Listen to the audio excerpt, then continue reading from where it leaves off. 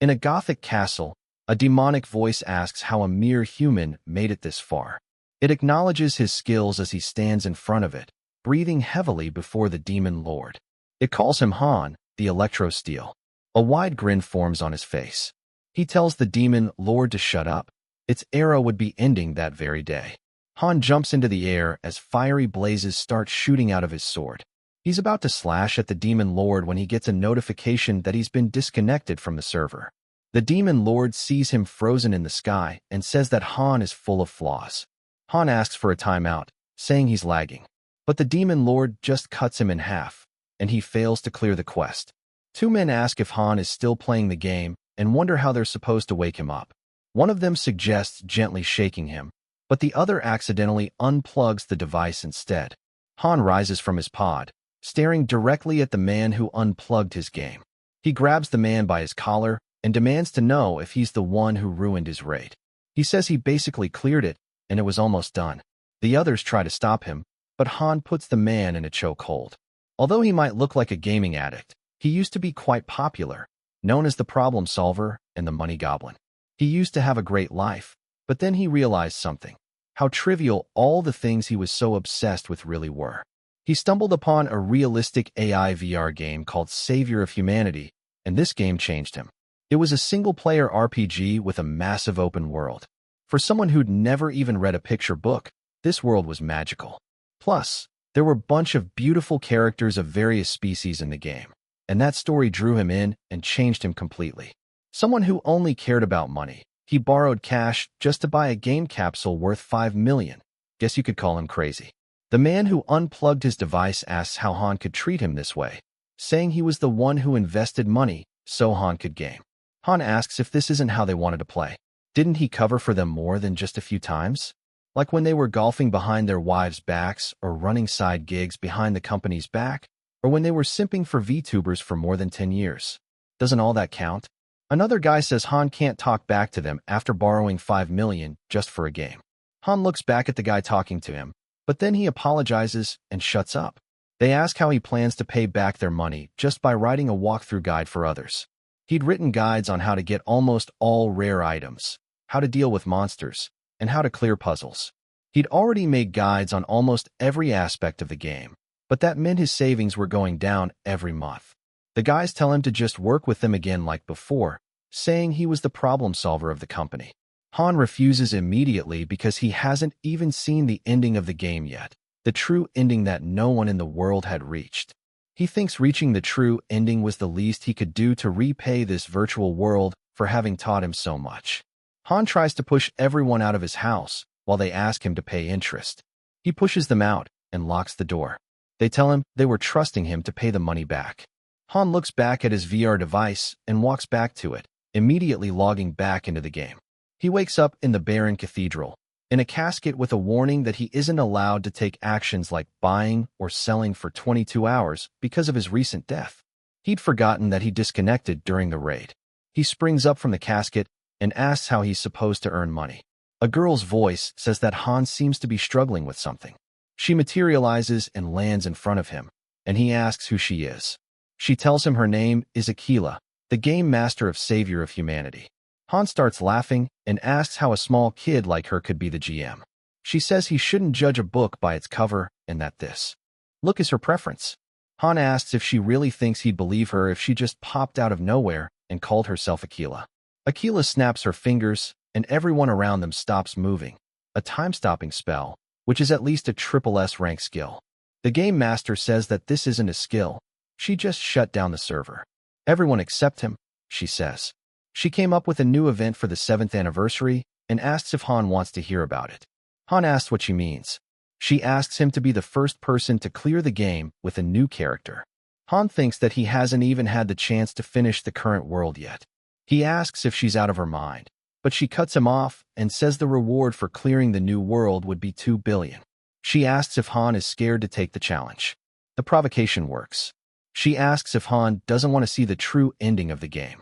She says this new world might be his clue to reach the true ending. Han's about to grab the clue when she tells him to wait. She says she sent him a free gift to help him make his mind up, $20,000 directly to his bank. She says she's giving him this chance because he's her top VIP. Han's eyes light up thinking he could make bank with this and that he wouldn't even have to worry about paying back his borrowed money. He stands up and says he'd be an idiot to say no to something like this. The game master says she's expecting nothing less from the top player of her game. She says they should start right away and starts chanting in a weird foreign language. A halo appears over her head along with angel wings. The whole world starts disappearing around them, and they end up on an asteroid. She points at the door and says it will lead him to the new world. Han asks if that's the anywhere door. He runs up to the door and asks if all he has to do is walk through it. She says he's correct. Han opens the door slowly, then looks back at Aquila and tells her not to forget about that reward money she promised him. He walks in happily, asking the true ending to wait for him.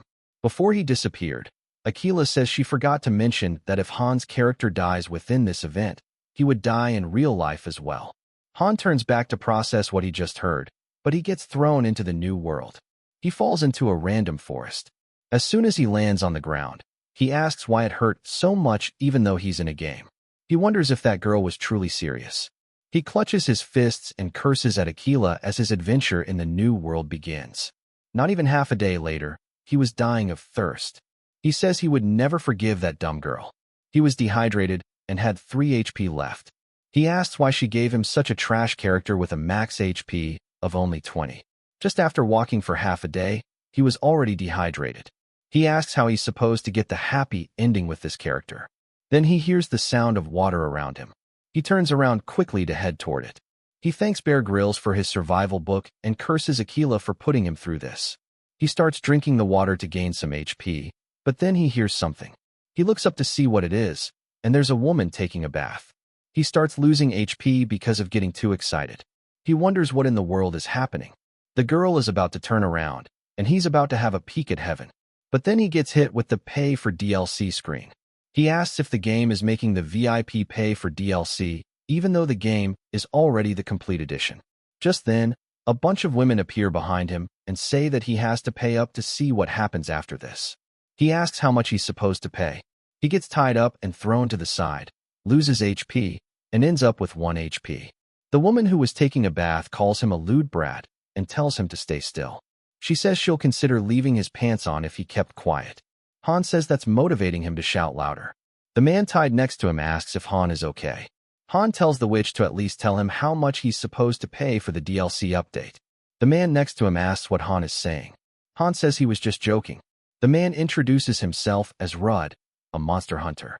Han calls himself Valorstead Valor and asks how the man ended up here. Rudd says he was unlucky enough to end up near the witch's forest while chasing his prey.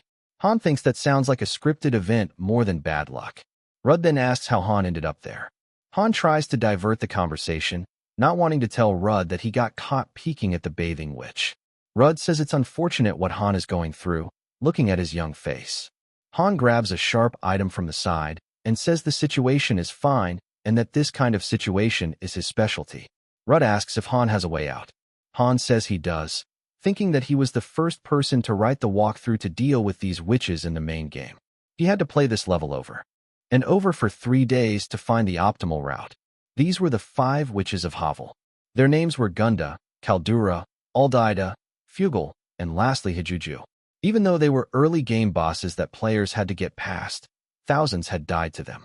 While the witches were doing witch things, Han was thinking about something devious. Rudd wonders why Han is making such a face. Han then starts provoking them. He asks if one of the witches is Lady Fugal and asks how she's still alive. He says he remembered Lady Hajuju clearly saying she would kill Fugal. Hajuju asks if she didn't tell Han to be quiet if he wanted to keep his pants on, but she's cut off by Fugal, who asks who Hajuju is going to kill. His provocation was successful because Fugal always hated Hajuju. Han continues and says he's pretty sure he heard Hajuju say she was going to kill Fugal and take all her assets for herself. Fugal asks Hajuju if Han is telling the truth. Hajuju asks if Fugal is actually believing his words, but she continues and says it's not like Fugal is going to use all that money anyway, and asks if it isn't good to let her have some. His provocation works on Hajuju as well since she's always greedy for Fugal's assets. Aldaida cheerfully asks if this is why Hajuju is making all those acid bombs. Aldaida is someone who can't read the room. Gunda asks when the meal is going to be ready. She just has a big appetite. Kuldura asks if they're going to fight, and if she can also join. She just loves to fight. They all start fighting each other, and Han starts laughing menacingly.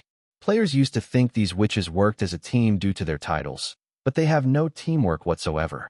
People used to fight them without knowing this, which is why they managed to kill thousands. Han says it's too easy to make them fight each other. Han tells Rudd they should get out of there using this as a distraction.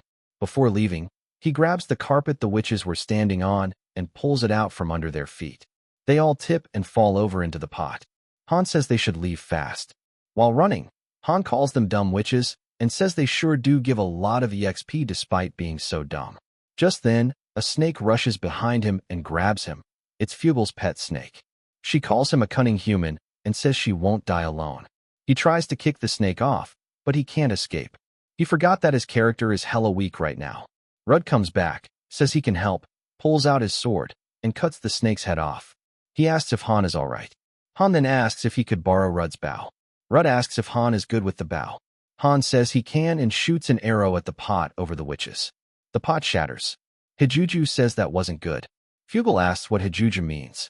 Hijuju says that pot was an acid bomb. Fugel asks why she would keep something like that there. The acid drops into the cooking pot, and the whole place explodes. A stone lands on Han's head, and he loses 1 HP. Rudd asks if they dealt with the witches. Han asks Rudd not to jinx it. But then he receives an achievement called These Witches Ain't Nothing for defeating all the witches. He receives a lot of experience. Han couldn't believe they actually won. He thinks he was pretty lucky at such a low level to be able to defeat them. Rudd says he thought it was over for him and that Han saved him. Although it wasn't much to show his gratitude, Rudd gives Han some red dragon fruits. Han's mouth starts watering as he asks if he can really take those. Han says he took them from the witch's nest when no one was looking because they looked valuable. Han quickly snatches them from Rudd's hands and immediately eats all of them. Immediately, he feels like he's going Super Saiyan, and his HP increases by 200 points, along with strength and dexterity as well. Rudd smirks after seeing Han eat those fruits so fast and asks if Han is interested in learning about monster hunting. Han gets a notification that a relationship route with the monster hunter has been unlocked. Han thinks about it and gulps down the dragon fruits before refusing because he has other things to do. But then he thinks that this is a good opportunity since he doesn't have a class yet, and all the experience has nowhere to go. If he leaves it like this, it would disappear in a month. Rudd is about to leave, but Han stops him and tells him to wait. He asks if 3 months is enough. Rudd asks if Han isn't thinking 3 years. Later that day, deeper in the forest, Rudd says Han's first lesson is to head into the forest and hide anywhere he wants. Rudd says he'll come after Han in 30 minutes. Han remembers that this is a monster tracking skill from the hunter skill tree. He thinks that Rudd is making quick progress. Han thinks that he's underestimating Rudd and that he could easily run away from him. Han has explored this forest countless times. He says he remembers everything in this forest down to the smallest twig. He runs through the dense trees that throw off people's sense of direction over poison spores from the scattered toxic mushrooms. There are ferocious beasts even more dangerous than the witches in this forest. Most of the monster locations are imprinted in his mind. Plus, with the red dragon fruits, his physical abilities are all nearly maxed out. Han says there's no way Rudd would find him easily. But a few minutes later, Rudd appears in front of him. Rudd says he gives Han 50 points and asks him to try harder. Han asks how Rudd found him so quick. Rudd says Han's face says he's dying of curiosity. He says it's been a while since he's had a student this fun to teach. Rudd tells Han to give it his best shot in the next one. He finishes the quest and gets a bunch of hunter skills. He has all the experience points he could use. He starts grinning again. He says he's looking forward to the next few months. 3 months later, Rudd says he's impressed that Han has mastered everything already. Han says it looks like Rudd doesn't believe him and asks Rudd to go hide somewhere. Rudd says he admires Han's spirit and says he'll take him on. He says if Han doesn't find him within an hour, then Han is in charge of dinner for the night. Han says he's down and that he's looking forward to it. Rudd is all happy, saying he's glad to have met such a great apprentice late in life. He says he won't make it look hard for Han. He thinks Han won't be able to find him here for an hour, but Han is right there. Han grabs Rudd's leg from behind, scaring the shit out of him. He asks if his master waited too long. They run it back, and Han finds him just as quick. And again, all while Rudd wonders how this is possible for someone who's been training for only 3 months, something that took even Rudd more than 5 years to learn. This time, he goes into a cave and says there's no way Han would come all this way. He says this is a hellhound's nest. Just then, he hears that distinct laugh.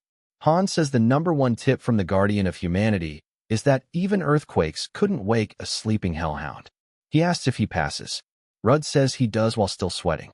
Rudd says this is out of his expectations for Han to have mastered these skills in just 3 months. He says Han has great talent. POV. Han's talents at work distributing experience points to the skills. He laughs in front of Rudd and says this is all thanks to his master. Rudd says Han is really incredible to remember everything so fast. He asks if he even taught him about the hellhounds. Han thinks this is because he's the author of the monster ecology guides. Rudd says he's never seen anyone like this Han before. He asks what Han is going to do now and asks if this is the task he mentioned before. Han says he's going to make some money since everything started with cash. Rudd says that's good to hear and that he has a close friend working as a mercenary and asks if Han wants to try some mercenary work. Han thinks this is an intriguing proposal and that mercenary work is the go-to for early income. It's free and flexible, and if he's lucky, he could meet the Guardians from the game. He quickly agrees and says he'll take the proposal. Rudd gives Han his old mercenary badge and says his friend would recognize him immediately with this. He says he wishes Han luck for the future. Han says this is a perfect start. He defeated the witches and even gained a class so early. He says that with this, the perfect ending wouldn't be as out of reach as he thought. He remembers what Aquila asked him, if he wasn't curious about the true ending. She told him a clue to the true ending was within this world. He thinks that this death game is very thrilling because there's no telling when he's going to die. He says he'll make full use of this tension. He says he'll reach the true ending no matter what. Meanwhile, on the asteroid from before, Aquila is laughing her lungs out while watching a TV. She says this is hilarious how Han is evading the witches like that. She says she's glad she kept an eye on him. Someone floats down behind her with a magical aura. She asks if this is the person. She says he definitely doesn't look like someone ordinary. Aquila asks if her friend is into Han or something while calling her Valferga. Valferga says she's a god and that she would never look at a human she's supposed to protect in that way. Aquila asks why not and asks if Valferga doesn't find him cute. Valferga stares at Aquila and says there's no reason to be this serious and that Valferga used to be more fun back in the day. Valferga says this was a long time ago and then asks if Aquila has repaid Han's debt. Aquila says it was settled ages ago. Valferga asks if the poor guy is working even without knowing that his debt is already paid. She calls Aquila ruthless. Aquila asks if this isn't more entertaining. She asks Valferga to look at Han, to see how full of life he looks now. Valferga says Aquila is truly awful. She asks if Han is a part of Aquila's plan too, or if he's just her plaything. Aquila crosses her legs and says Han is more of a promising talent. She grins as she watches him and asks Valferga to see what he does as well. After running through the forest overnight, he finally makes it out. He asks why the forest was so hard to traverse. Even with his maxed out body, it took him more than a day to get out. But now he's made it to the mercenary corps. He enters a tavern and is greeted by waitresses who welcome him to the best tavern in Frankfurt. They ask how they could help him. Han says he's there to look for someone. The waitress asks him to take a seat while he waits. He thinks this is the best spot to gather intel since people in places like this love to yap and they're in a good mood. And above all, the waitresses are also super cute. He asks if the waitress knows someone who goes by the name Rebes Chaltz. The mood in the whole room changes. The waitress holding his arm starts shivering and says that name is forbidden around there. Han asks why that's the case. Another waitress says that man is too dangerous and that her boyfriend once got involved with him but came back a mummy. She says other people have suffered the same because of him. The waitress tells him he should run while he still can before that man arrives. But Han crashes into a stone wall. When he looks up, it isn't a stone wall, it's Rebes Chaltz. He notices the mercenary badge on Han and immediately asks if it isn't Rudd's. Rebes says this is perfect as he was just looking for a new battle slave. He corrects himself and says he meant a companion. Han wonders what kind of mess he's gotten himself into while cursing at Rudd. Rebes starts laughing, saying he was just kidding before. After listening to Rebes, Han finds out he's just become a slave, or companion, to be dragged into the war between the Prince-Elector and the forces of Pesamut. Rebbe says Han catches on quickly. Even though he feels like he's being conscripted into some country's army, this is an opportunity for him. The Prince-Elector is a guardian of the game, one of the electors of Pulse. Through him, Han could get information on the other guardians. Just then, they hear trumpets. Rebbe says this is the war party. The prince walks through with his army. Rebbe says Han would fit right in with that group. Han thinks this is different from what he expected since he used to be on the opposite side of things. He thinks the current Prince-Elector of the far side looks more like a textbook villain. But then he notices something else. A woman with blonde hair fully covered in armor, Dame Valperis. The prince looks at her and asks if something is wrong and that she seems distracted. Valperis says she isn't distracted and that the battlefield is waiting for them. Valperis was one of Han's companions in his previous playthroughs, but he couldn't save her from death in any of them. It always ended the same way. Rebbe asks if something is wrong after seeing Han lost in thought. Han promises to reach the ending where she lives, even if he has to risk his life. Later that day, they arrive at the training grounds. Han thinks this is quite intense. Rebbe says the others started without him. He says they're selecting group leaders through sparring matches today and that there's a lot of money on the line too. But he thinks all he has to do is make contact with the prince and that he should stay quiet for now. But Rebbe stops him and says he's participating too. He says there's no way Rudd would send him someone clueless. Han wonders what happened to his opinion. Rebbe asks if any one of the mercenaries wants to fight the newbie. All of them start calling him fresh meat and start asking for the first fight with him. Han wonders if he has no option to object. He then thinks it's better to seize some power since he's already here. One of the mercenaries called Max challenges him first. He immediately starts talking shit and says Han's body would snap like a twig with one hit. Rebbe referees the fight and tells them to begin. Max runs at Han while laughing. His sword gets disarmed in a second. All the laughter from the other mercenaries stops. Max is on the ground unconscious. The others ask what just happened and how Max got knocked out with one blow. Han thinks this is to be expected after he ate all those red dragon fruits, since his strength is on par with an ogre now. All the others immediately start volunteering to fight Han next. Han wonders if they weren't supposed to be a little fearful after seeing what happened to Max. He starts beating people with a sword, by tying them up and by head-butting them in the face. After beating a few, a massive man arrives and calls the others pathetic for losing against a rookie. He says he'll show them the way. Han wonders why this man is so big. He immediately thinks he should log out, then remembers he can't. He curses at Aquila for that, and asks the massive guy to let him rest at least for 1 minute. The man says there's no chance. Han wonders why his fate is so cursed. He focuses for a second to settle things properly. He grabs the man's hand and clothes and pulls him over his head to slam him onto the ground. The man crashes into the ground, leaving a crater. The man is now unconscious, and Han says this guy is way too heavy for a human. The other mercenaries can't believe their eyes. They all start cheering Han for beating Charlotte, the bear-like man. But the rest of them want to fight him more now. Rebbe tells everyone to move aside. Han feels happy seeing Rebbe showing care toward him by stopping the others because he's Rudd's apprentice. Rebbe says Han is chosen as the new group leader for the new battle. Han is too tired to even protest against it. Not that it would change anything anyway.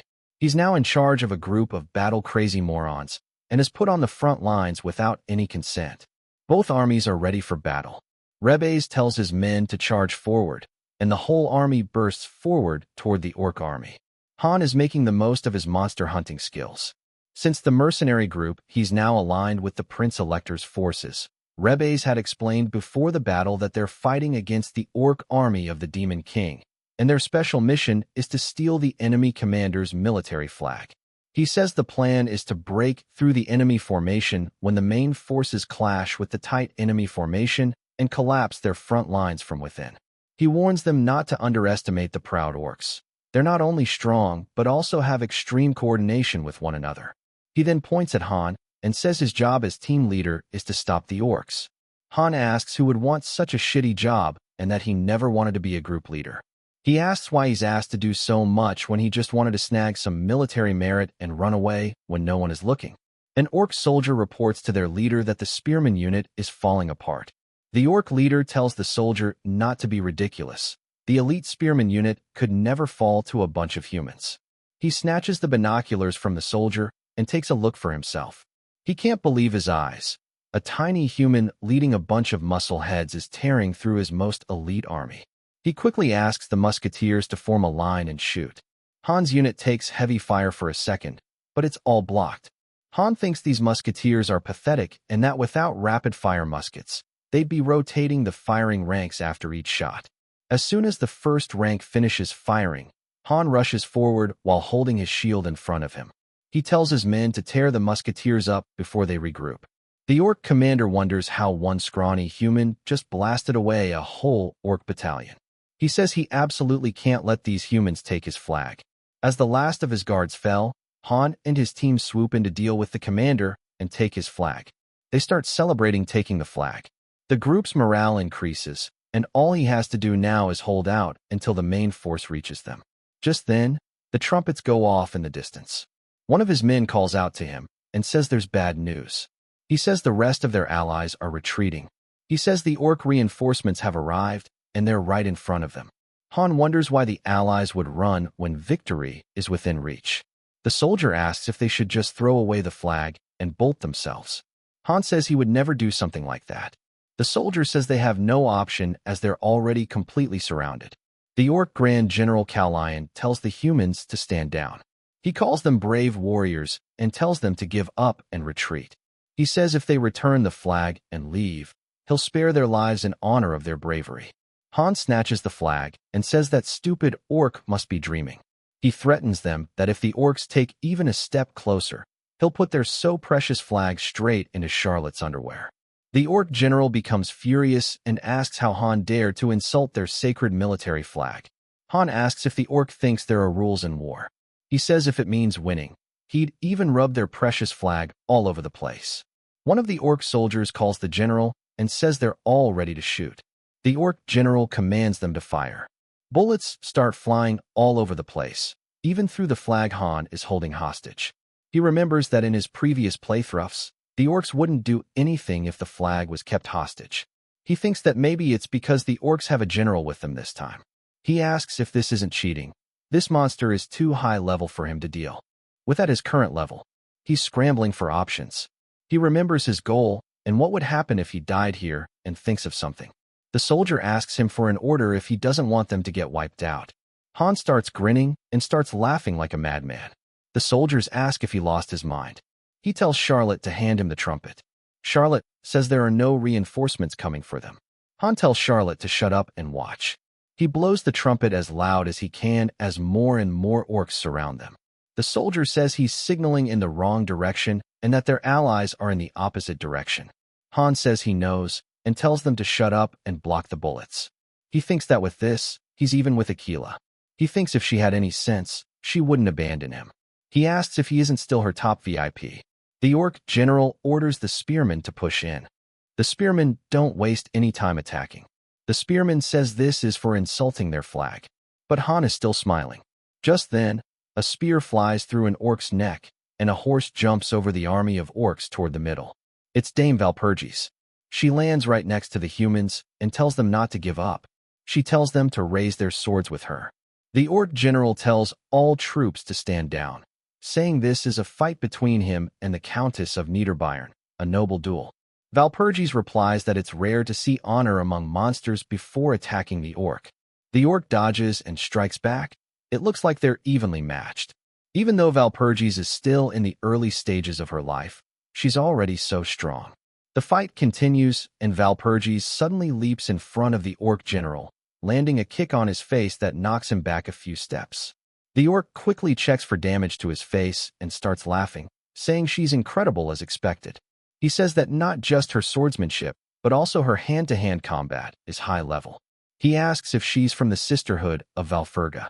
He says her power makes sense if she's from that militant order, but Valperis says she only serves God. The orc walks forward again. Valperis says it's getting late, then bursts forward and clashes swords with the orc general. This time he manages to overpower her and swings through, but she's already behind him. She strikes at his open back, and he falls to his knees while saying he wasn't expecting that, then collapses unconscious.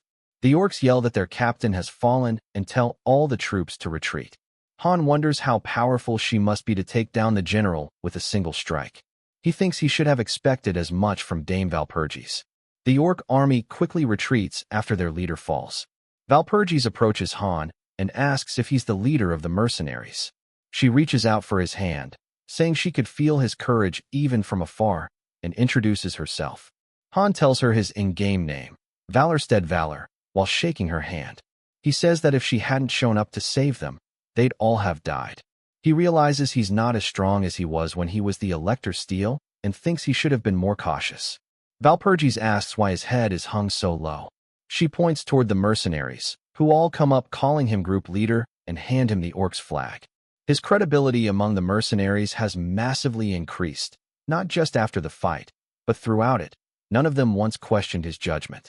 He starts shaking, then bursts out laughing, saying the flag is now his. The mercenaries ask if he's going crazy again. Later at the tavern, a little girl bursts the doors open, calling for Charlotte, clearly out of breath. Meanwhile, Charlotte is having the best meal ever.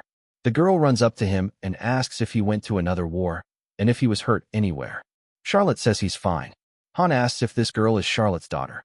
Rebes asks what Han is talking about, and tells Han that Charlotte is just 15, and the girl is his younger sister Baptiste.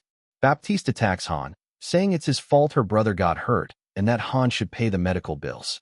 Charlotte tells her it was because of Han that everyone came back alive. The other mercenaries chip in, saying that if it weren't for their group leader, they would have all been orc food by now. They start chanting, Valor forever. Han gets embarrassed and tells them to just eat, calling them piglets. The mercenaries ask if their leader is blushing and call him cute. Just then, the door bursts open again. This time it's Valpurgis, calling for Han. Valpurgis takes Han on her horse and explains that the Elector Prince has summoned him. She says it sounds like he intends to reward Han with military honor, the highest accolade a mercenary could receive. Han realizes Valpurgis seems a little different from the one he knew.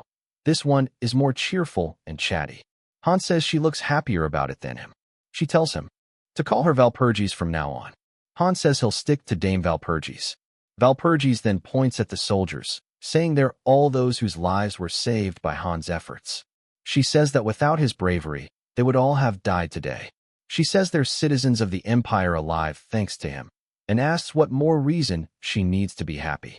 He thinks maybe she hasn't changed after all. Maybe it's just their relationship that has changed. He's just a mercenary now. Valpurgis announces that she has brought Valor, addressing the person inside as Her Grace.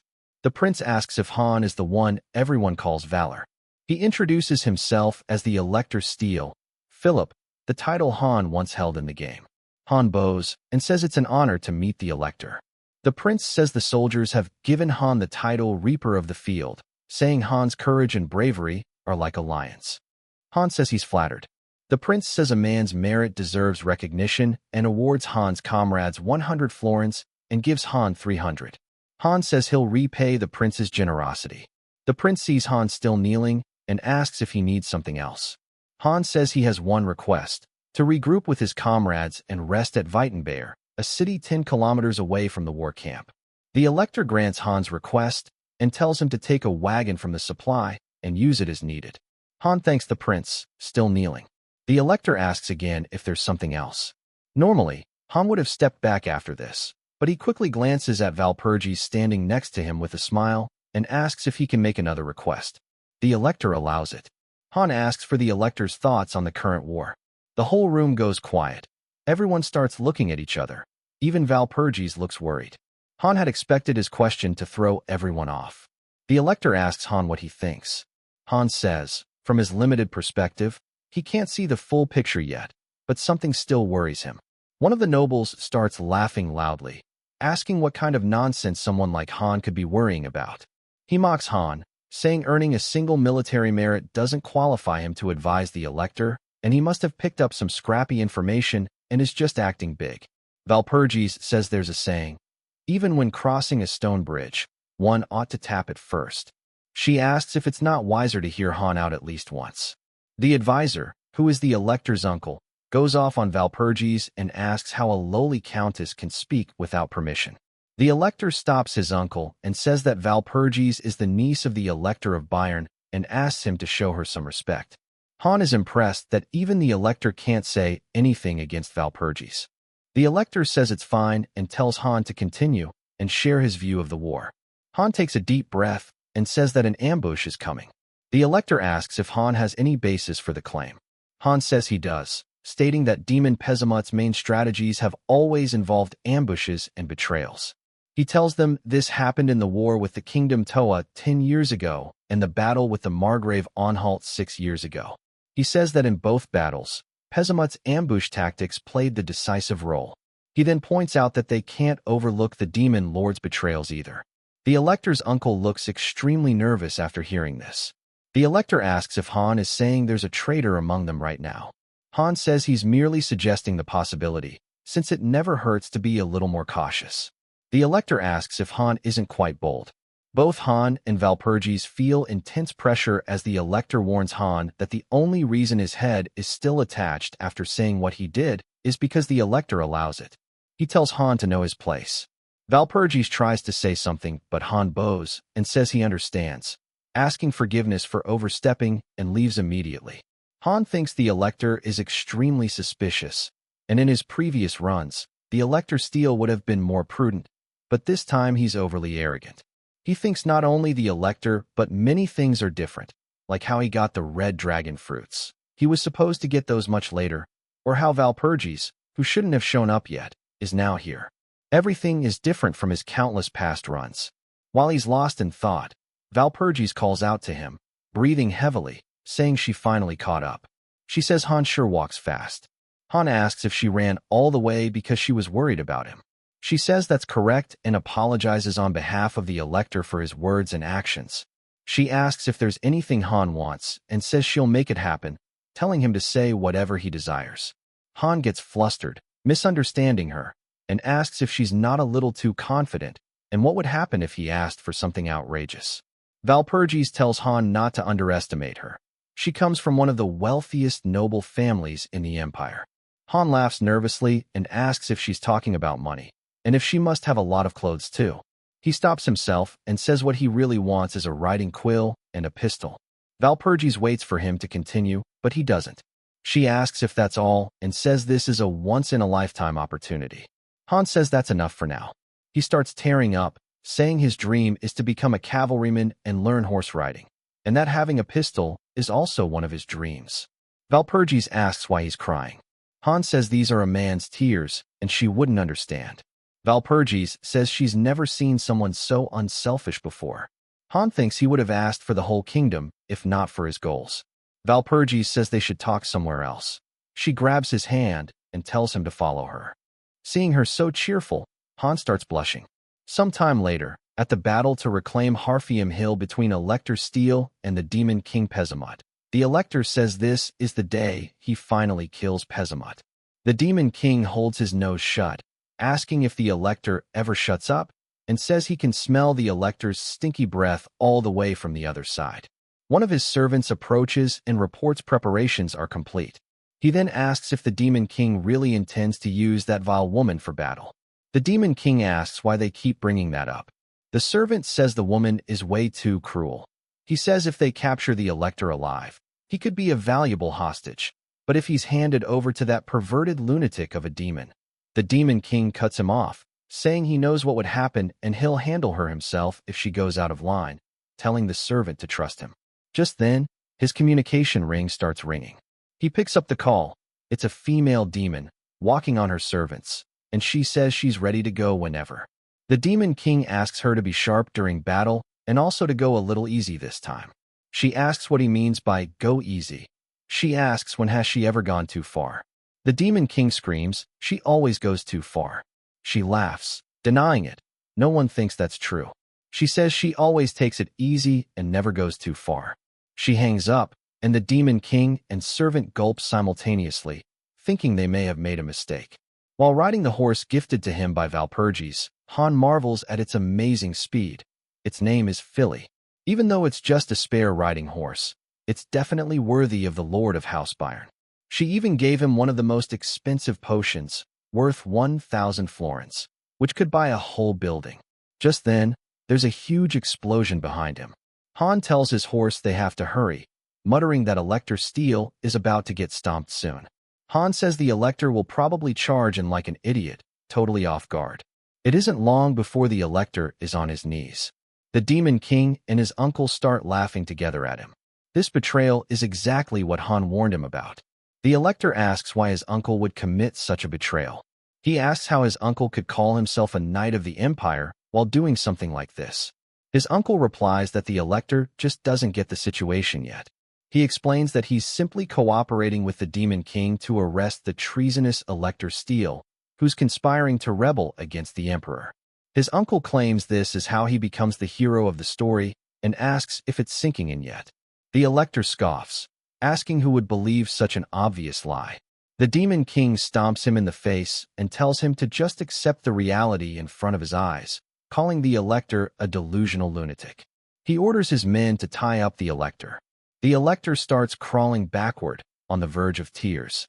Valperis arrives at the scene and kicks the Demon King in the face while he's distracted. The Demon King stares in disbelief, wondering how she's already back. She orders a soldier to escort the Elector out while they're fleeing. The Elector's uncle tells the Demon King to catch them, but the Demon King tells him to stop running his mouth. He contacts the pervert Hexax, ordering her to capture the Elector. She asks if it's time already. The Demon King asks if she isn't ready yet. Hexax says she wanted to play around for a while longer, but the Demon King begs her to take things seriously and start her job. Smiling, she looks to her dogs and says it's mealtime, asking if they aren't starving for a real snack. She tells them to go chew up the Elector as much as they like. Meanwhile, Han is being chased by a bunch of these zombie dogs.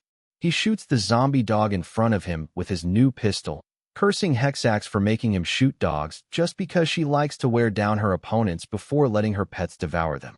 He calls it a filthy tactic, whacking a small dog away and shooting it midair.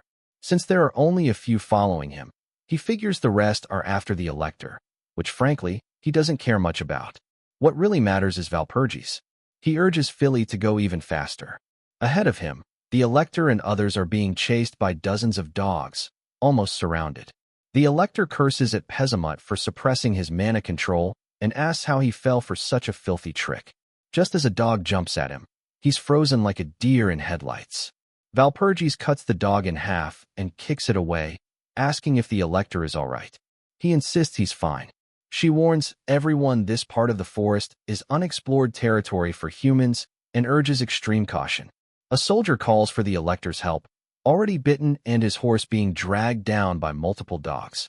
He begs for help, but the Elector tells Valperis to leave the soldiers behind. She's shocked, asking what he means. He tells her he's different, more valuable, and that soldier lives are vastly unimportant compared to his own. Valperis has always believed it's a noble's duty to protect the people they rule. She grits her teeth, thinking that if she had listened to Han earlier, she could have handled things. She blames their situation on themselves for ignoring his warning. Meanwhile, Hexax giggles, amused, and catches Valperis with her whip. As she pulls Valperis back, she calls after the Elector, who abandons them and keeps running. Valperis falls from her horse, cursing her fate. Hexax tells her she's wrong. The Elector needs to be this strong to hold his position, and asks if Valperis isn't right, while mockingly calling her sister. Valperis tells Hexax to take back what she said, stressing that the title of Elector is crucial for choosing the Emperor. Each one is sovereign in their own electoral domain, no trivial appointment. Hexax tells her minions to track down Elector Philip. Then, smugly, she walks up to Valperis, taunting her about how easily Valperis got caught. Valperis bursts forward to punch, but Hexax dodges effortlessly, jumping behind her and striking with the whip. She mocks Valperis' scream, saying it makes her want to torment her even more. Valperis weakens, unable to move, and starts crying, saying she just wants Han to get away and survive. Hexax is enjoying it too much, until she hears a gunshot. She looks back and sees one of her dogs lying dead. Suddenly, Han appears behind her and lands a serious punch right in her face. Hexax is sent flying. Valperis looks back, tears streaming down her face, and asks how Han found her, whether he's okay, then falls unconscious. Han picks her up and moves her aside. Hexax wonders how Han killed the zombie dog and slipped behind her without detection. She knows he's no ordinary guy. Han sneers. Aren't you still the same creep as ever? Hexax asks if Big Bro Han really knows her. He points his gun and tells her not to call him bro with that face. It makes his skin crawl. Hexax brags about her whip speed and challenges Han to fire before she closes the gap. Han misses his first shot, and her whip snags him by the neck, swinging him close so she can headbutt him. He falls back, but she's not finished. As Hexax tries to whip him again, Han charges forward, dodging all her attacks, getting close enough for her to wonder how she keeps missing. As he's nearly upon her, she asks if he thinks she'll just let him shoot. Han calmly pulls a knife from nowhere and asks if she's surprised. She trembles as he lands a hit. With a flourish, Han wipes the blood from his blade and taunts Hexax, asking if she likes the taste. She holds her ruined eye, realizing she was too focused on the gun and lost her depth perception. Fearing for her life, she sprouts wings and rockets into the sky.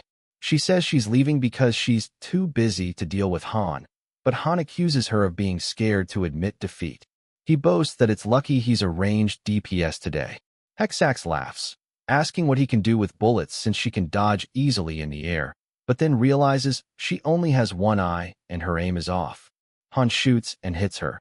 He asks why she didn't dodge and admits that shooting flying pests is oddly satisfying. Hexax falls from the sky. Han sighs, calling her a real pain, and, while licking his knife, wonders what loot she'll drop.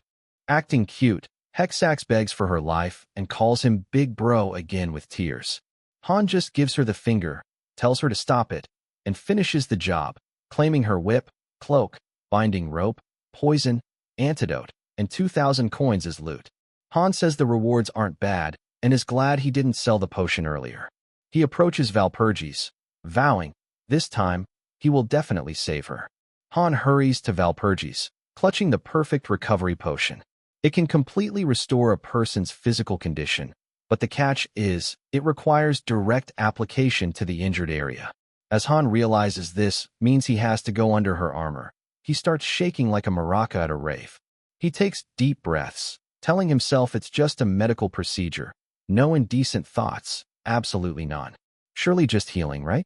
His mind flashes back to when he was young. His father died from illness, his mother collapsed from overwork, and at 18, Han was left alone. A loan shark once said Han only caused trouble when people skipped paying him, but turned on people even after they did pay. Han insisted he was just doing his job. By 22, he had a reputation as the fixer. One day, a man, who Han once helped avoid debt collectors, gives him some money in gratitude. Han counts the bills, but warns the man it's just a temporary fix. If he has that kind of cash, he should pay off the debt first. But then, the man starts talking about some big quest he has to finish that week. Han has no idea what that means, so the man explains he can earn around 10,000 just from this quest. Han's skeptical, but the guy says anyone can do it in Guardian of Humanity, an open-world game with global acclaim, 1 billion users, and top players making millions. Han questions if it's really that easy, and the man invites Han to join. Han declines because he's busy, but then checks his phone for his next job and sees it's been canceled. He calls it fate and decides to log into the game. He's stunned by the realism. Even the sky and NPCs look authentic. He finds himself tugging on a merchant's beard for proof. The merchant tells him not to waste time unless he plans to buy something. Han notices he only has 10 florins, but still buys an apple for a kid whose mother can't afford it. The mom thanks him, saying a florin is a day's food, and Han awkwardly replies it was nothing. Their gratitude reminds him of begging his own mom for fried chicken as a kid. He thinks the game is sort of charming. He starts playing more often, especially when real life gets too stressful, finding solace in quests in the game. Before long, Han has spent 5 years logged in.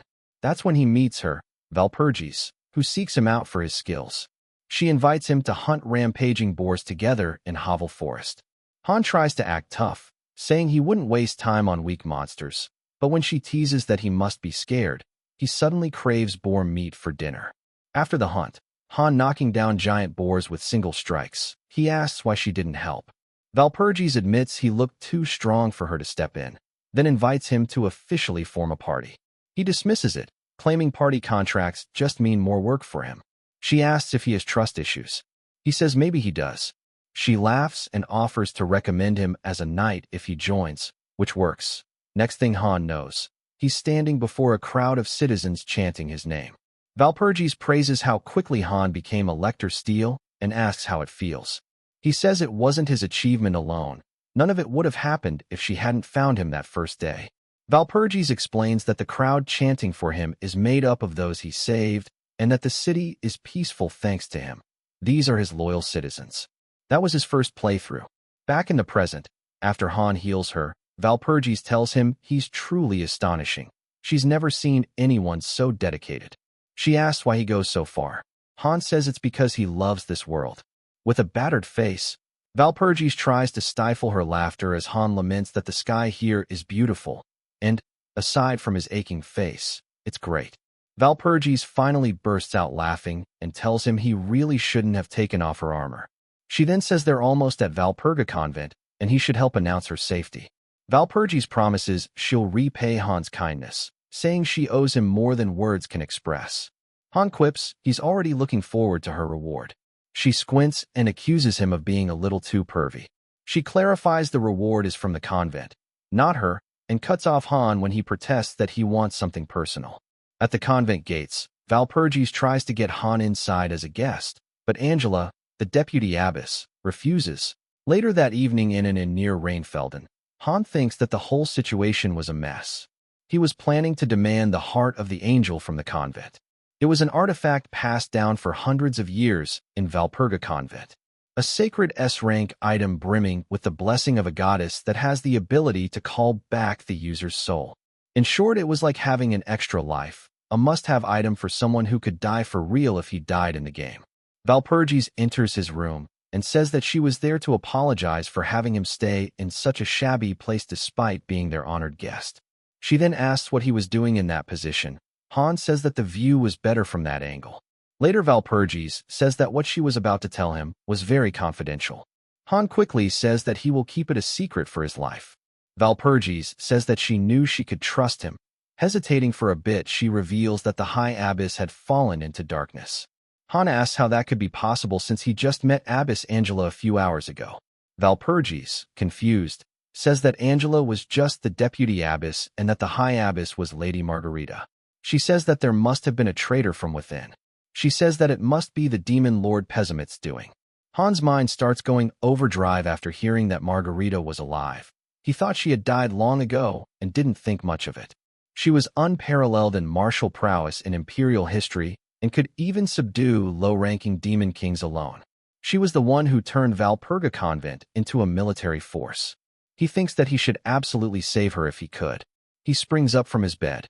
Valpurgis asks what happened to him suddenly.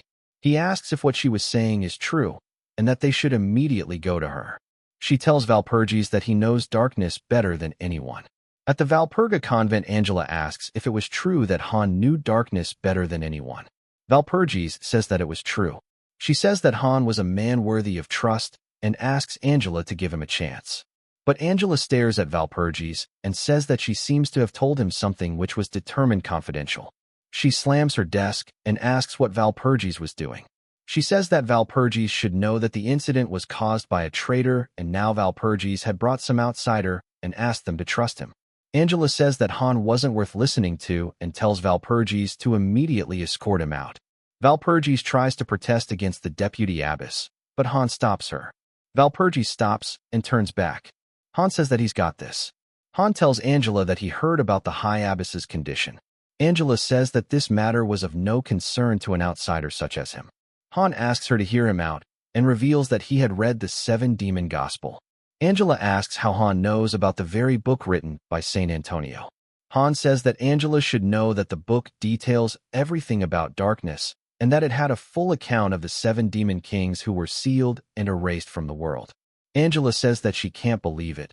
She demands to know how Han knew about the book, and that just speaking the book's name could bring curses. Han says that he knows how to oppose the darkness in great detail and asks her to trust him. Poor Valpurgis was completely lost at this point. Angela says that she will allow him, but in exchange asks him to take this secret to the grave. She says that if he spoke to others about this, she would bury him at the bottom of the river somewhere. While being escorted by the convent, he wonders if these people were insane. Angela shattered the desk with pure grip strength, and everyone smelled like sweat. He had never met Margarita, but he knew that she could at least do 2 tons on the big 3 exercises from the rumor he had heard. Valperis asks if Han was alright seeing him shivering. Han says that he was fine and asks Valperis if this type of physique was also her goal. Valperis says she would love to look like the other, but her uncle was against it, so she had to hold back. Han thanks Valperis' uncle with a tear in his eye. They reach the High Abbess's room. Angela says that the demonic energy was overwhelming and asks Han not to lose his mind to it. She then tells the others to wait outside before opening the door. As soon as the door was opened, they could feel incredible demonic energy flowing out. Han asks if Valperis was alright. She says that she can withstand it thanks to the goddess's blessing and that she was more worried about him. Han says that he can handle it. Angela then says that the High Abbess was inside. Han was surprised to see that the person with the most overwhelming strength in history, the High Abbess of the Valperga convent, was smaller than he had expected. Han asks if Margarita was kidnapped and not allowed to have protein. Angela asks what he means. Han wonders how someone so small could do 2 tons on the 3 big exercises. Angela tells him to take this seriously and asks why else they would request help from someone like him. She starts tearing up while saying that they had already tried everything to save her, but to no avail. She says that he was their last resort. She picks him up violently and says that they are willing to pay any price to save the High Abbess, causing him to take 50 damage. Han asks her to let him go as he couldn't breathe like this. Han says that the abbess looked critically ill and that since she was a priestess, the rate at which she was being consumed was double that of a normal person. He says that the black veins reaching her neck were proof of the corruption. Han says that there was still a way to save her. Angela picks him up again, causing 50 more damage while demanding to know how. She lets him off, crying some more, and Han, tired of it, fixes his clothes and says that the method was simple. He says that they just have to use the convent's holy relic on the High Abbess. Angela goes silent and looks at the High Abbess. She asks if Han was referring to the heart of the angel. She says that she understands. The curse of darkness had attached itself to the High Abbess, and Han was planning to transfer it to another person and have them absorb it instead. Since divine power and curses were opposites, during the transfer, the High Abbess would certainly die, hence the need for the heart of the angel. Han says that Angela is smarter than she looks and that the curse was fatal to all clerics, so no one from the convent could perform this method. But he says that he was just an ordinary mercenary, the most qualified person to transfer the curse to. Angela sighs and says that this method isn't permitted. She says that there was a message from High Abbess Margarita, that this was her darkness and that no one else should be made to sacrifice themselves in her place. And if anyone did, she promised to overturn the whole empire. Besides, Angela says that this was no ordinary curse. Its cause and symptoms were still unknown, an incomprehensible curse. She asks if he could really survive it. She walks up to him and says that this curse would torment him for the rest of his life. Valperis also agrees and says that there was no reason for him to sacrifice himself like this. Han tells her that he was going to be all right. He then says to Angela that he might really be the best option. He tells her again that he has read the 7-demon gospel. He says that he also knows darkness, and, since he wasn't a cleric, he wasn't as vulnerable to it. Above all, he was just an outsider that she met today. He asks her to admit that she's at least a little tempted by the idea. Angela takes a deep sigh and says that the High Abbess was going to be really mad at her for this. She allows Han to do as he wishes. They bring him the heart of the angel. Although he wanted to keep this for later, this was a perfect opportunity to make Margarita his ally. Valperis asks if Han was really going to go through with this, and that he could still back out. Angela tells Valperis not to hurt Han's pride by saying things like that. Han prepares to begin the ritual and starts chanting while putting his hand on the abbess's forehead. He feels as if his soul was being sucked out of his body as his body gets covered in darkness. He gets sent to a dark realm. He says that he couldn't even understand which side was the front or back due to it all being black. A being called the One Who Crouches in the Graves asks who dared to summon it. Han introduces himself as Valorious Valor and demands it to lift the curse on Margarita.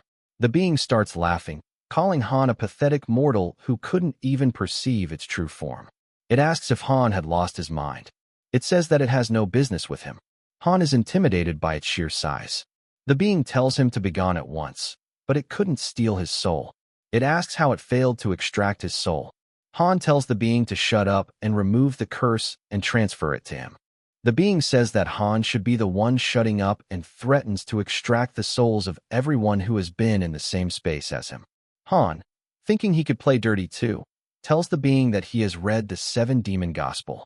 The being says that should not be possible. Han says that he just had to trade his dog to get the book from Thrashing Death himself. The being curses at Thrashing Death. Han goes further and says that he must be selling it for cheaper now to other sages. He adds that if the being keeps dragging this out, even the color of its underwear will be exposed to everyone. The being says that it will grant his request, but with conditions. It gives him a quest to kill all the demon kings backed by Thrashing Death. Han isn't done yet. He asks if that wasn't a little bit too much for a weakling like him to handle. The being calls him a pathetic worm, but gives him the powers of darkness, just a little too much. Han gets overwhelmed and asks if the being was trying to kill him. The being tells him that nothing comes for free and that Han has to endure it, as great power only comes to those willing to pay the price. The being increases the intensity after seeing him still able to talk. He acquires a title called the Cold-Blooded One, and his stats improve drastically. He even gains the power to summon undead, but then he dies. Another peaceful day begins in the convent to the sound of chirping birds and screaming Han. He asks if he pulled it off. He looks at the ring and thinks that he succeeded. He then starts laughing like an absolute maniac. He says that he was now the king of necromancy, one who commands legions of undead, one above all the other 1 billion players of Guardian of Humanity. He says that he's number one and that the world will finally recognize him. He hears the door opening to the side. Valperis asks if Han hit his head somewhere. She tells him that after the ritual, he lost consciousness, so she brought him to her quarters. She tells him to never do something so reckless again and asks if he has any idea how worried she was. Smooth criminal Han places his hand on hers and says that he won't do something like this again. He promises that while blushing. Valperis says that she'll accept it since he promised. Just then, they hear something loud outside, and a massive tree goes flying past. Han asks if a war broke out while he was sleeping. He runs outside to see what's happening. Angela says that she's glad to see him awake. Han asks if Pazamut passed by there and chopped all those trees behind her. A tree lands right behind him, and a girl on top of it asks if he's finally awake. Han asks what was going on.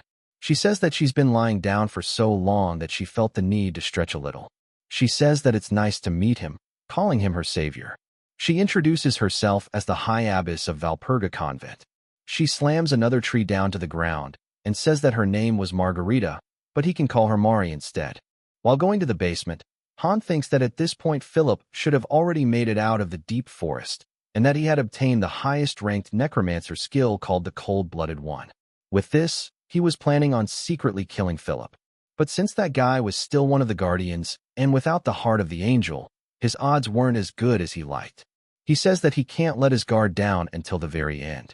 Mari cheerfully runs down the stairs while saying that it's time for an adventure. Angela asks Mari to show some decency, and Mari says that decency was the true evil of noble societies. Mari says that Angela has gotten old and that all she does now is nag. Han whispers to Valperis and asks if Mari was always this over the top or if she was just naturally lively. Valperis says that Mari has always been like that. Mari notices them whispering. Han asks if Mari was truly the youngest and strongest of the convent's military force. Mari asks what the lovebirds were doing sneaking off, all cozy together. Valperis asks her to stop teasing them. Han wonders if they really looked good together. Mari then runs up to the door and says that this was Valperis' underground storage and that they got here quickly while chatting. She tells Han that this place was filled with magic tools unimaginable to the convent. She says that this was perfect for a cursed one like him. Han thanks her for bringing him there. Mari grabs Han's hand and says that there was no reason to mention it, and that she would even go on a date with him if he wants. Valperis, now in demon mode, claws onto Mari's head and asks what that means. Mari says that she was just joking. She escapes and quickly runs to the door and says that they should hurry inside, and that she was very excited. She opens the door. Han thinks that with the gear he gets here, he could easily overpower Philip. The next day, he asks Philly if his gear didn't look badass. His gear had skills to negate lesser curses below the equipment, and the dagger boosted the undead skill for him. Valperis asks if he was leaving already. She asks if he was planning to leave without even saying anything to her. She says that this hurt her feelings. She asks if they could take a walk one last time. She says that although they had only just met recently, for her it felt like they had known each other forever. She says that maybe it was because he had done so much for her. Back during the battle with the troops and with the final showdown with Hexax, he turned out to be amazing and reliable. Han says that Valperis' help was also valuable back then. Valperis thanks him for saying that. But then there is an awkward silence. She then says that Han doesn't seem particularly curious. Han asks what she was talking about. Valperis asks him not to play dumb. She says she was talking about her face beneath her helmet. Han says that he figured there must be a reason for her not to show it, and so he never asked. She says that the truth was that there was a large scar beneath the helmet and that it was the mark of a curse.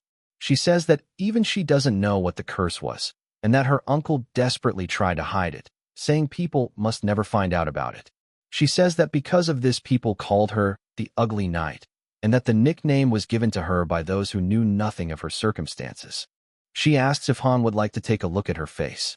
She says that she felt nervous, but since it was him, she felt like he would see her for who she was. She takes her helmet off, and Han is stunned. She asks what he thought while looking very nervous. Slightly hiding behind the helmet again, she asks if she was ugly. Han just stays silent, staring at her. She gets impatient and asks him to say something. Han says that he was just stunned by her beauty. He wonders why she took off her helmet. He had seen Valperis' every run-through, but never without her helmet. Valperis says there was something she wanted to give him. She says that it was a treasure from the House of Bayern, passed down by her uncle. Han asks why she would give him something so valuable. She puts it in his hand and says that it was to symbolize that she was always with him. Han looks at the necklace. Han says that he would treasure it. Valperis says that this was a promise. Han then says that he should leave now. Valperis wishes him luck. Han asks her to go ahead, but Valperis says that he should leave first. The horse starts getting annoyed at how they were going back and forth about who should go first. He unlocked a romance path with Valperis. While going through the forest, he was giggling the whole time. The horse wonders what he was supposed to do with a human like this. She was talking about the romance route with Valperis and how they were going to get married at this rate. But then he smells blood. He asks why he has to deal with this when things were finally feeling good for him. Judging from the state of the battlefield, Philip and Pesamut fought here, and it looked pretty evident who won. Han pulls out the dagger and says that he just needs to search the whole area. He invokes his new skill and chants the words to turn all the dead into his minions. He tells them that their first mission was to search the entire area and track Philip. He then points to a butler and orders her to gather all the scattered military uniforms here. He thought that they could come in handy. Meanwhile, in an abandoned town, Philip was hiding with the last bit of his soldiers. He curses that he was the Elector Steel and now reduced to this mess. He says that this was unforgivable. He takes away the rations from one of the soldiers. The soldier says that these were for an emergency. He eats the rations without a care. Just then Han arrives while calling out to Philip. He says that he was the mercenary Valor here as reinforcement. Philip immediately says that he remembers him. The soldier says that it was dangerous and that they needed to observe the situation first. Philip hits the soldier while calling him a useless fool and tells him to shut up. He says that the mercenaries, the Valor, was there to save him, while his soldiers weren't doing anything. He calls his soldiers pathetic worms that weren't even worth stepping on.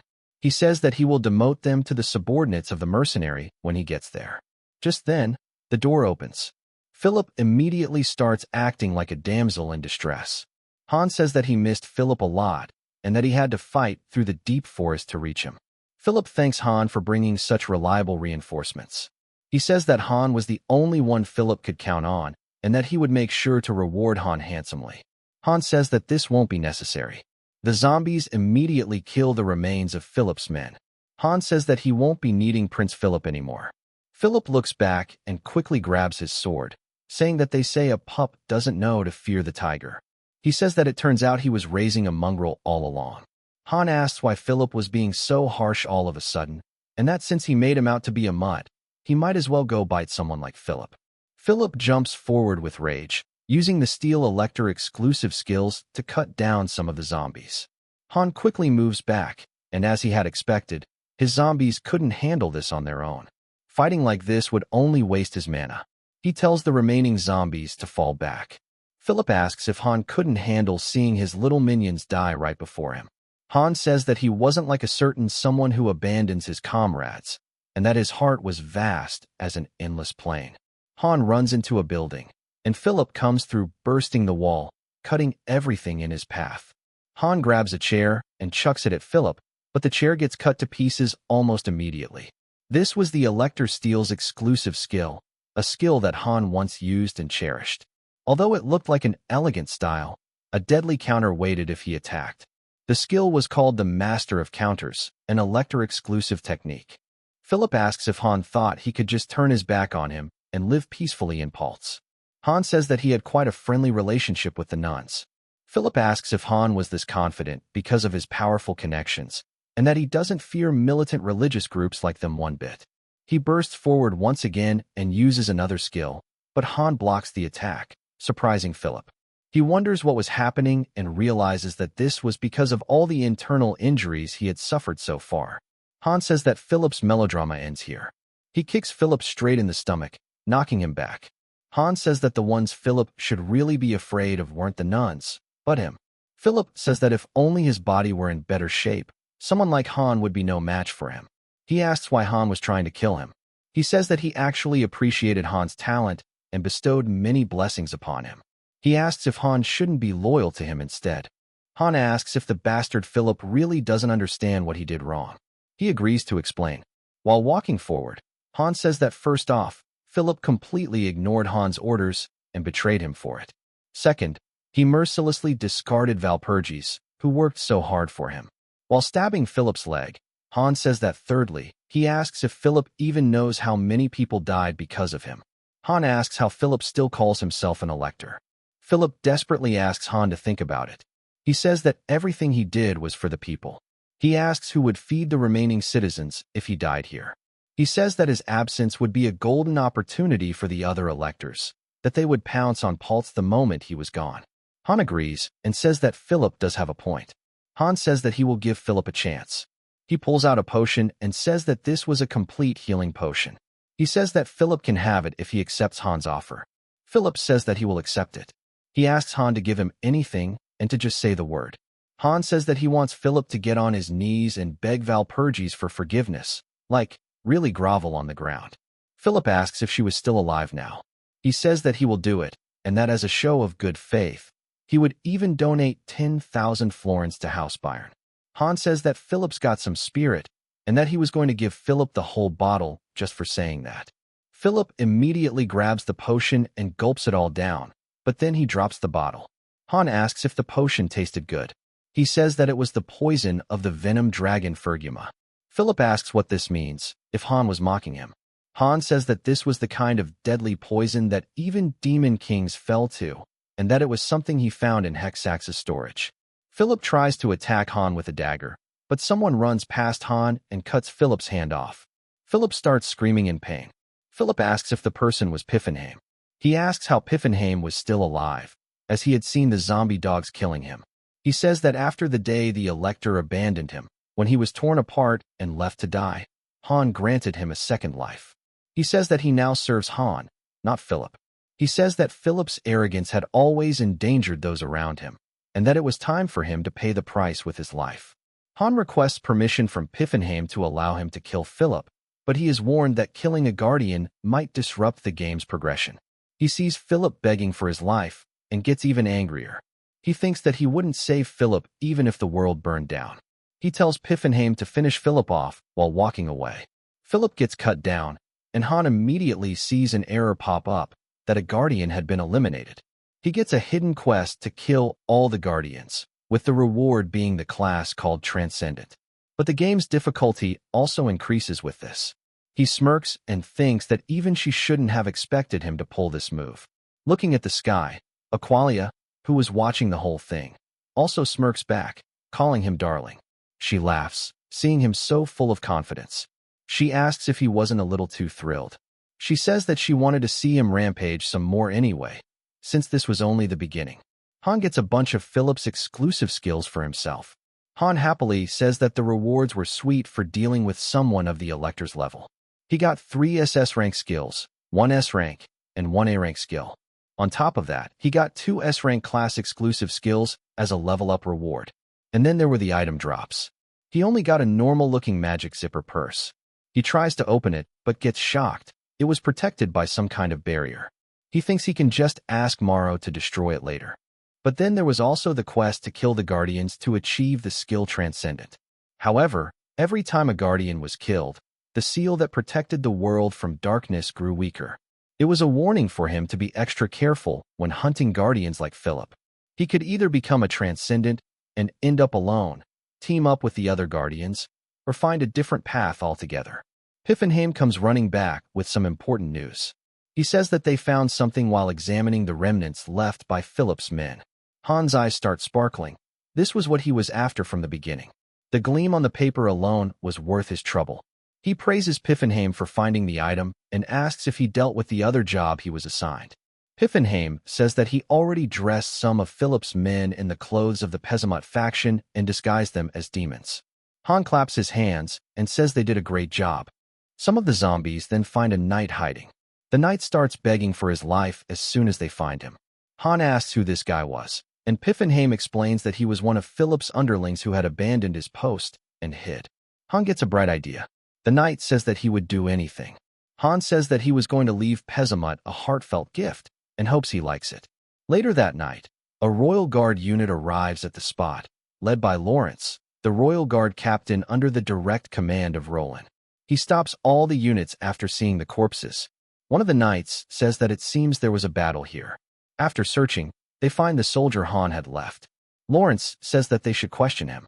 After questioning, they find out that the important item was stolen.